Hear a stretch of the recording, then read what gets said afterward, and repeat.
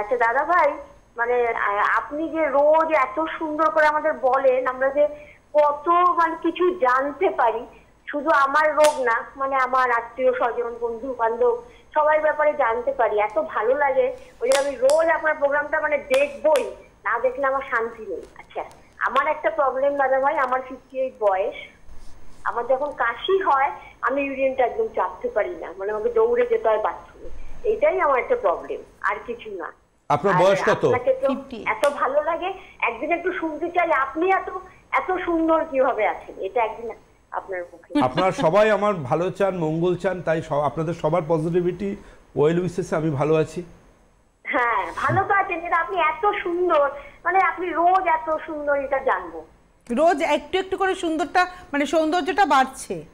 হ্যাঁ বাড়ছে, আর দাদা ভাই এত স্বতঃস্ফূর্ত, মানে এত মানে প্রত্যেকটা দিন, আমাদের তো একটা দিন অন্যরকম হয়। দাদা নেই, দাদা ভাই নেই, ওটা কি করে জানবো? নেগেটিভিটি ধারে কাছে নেই। সঙ্গে থাকো। আপনাকে একটা কথা বলে রাখি যে একটা বয়সের পর, বিশেষ করে যাদের এই যে একটু বেশি 50+ হচ্ছে, দেখা যায় ইউরিনটা কিন্তু তাদের ধরে রাখার সমস্যা হয়। অনেক ক্ষেত্রে লক্ষ্য দেখবেন যে 1 কাপ চা খেলেও দৌড়ে বাথরুম যেতে হয়, মনে হচ্ছে যে সবসময় একটা বাথরুম যেতে যেতে 1-2 ফোঁটা ইউরিন হয়ে যাচ্ছে।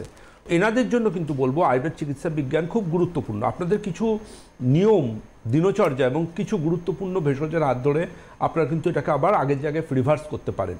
কিভাবে করবেন তার জন্য কিন্তু আপনারা এক্সপার্ট টিমের সাথে কমিউনিকেট করুন, ওনারা প্রয়োজনে আপনাকে অ্যাডভাইস করবে, সেই অ্যাডভাইস অনুযায়ী চলুন, আশা করছি সুফল পাবেন।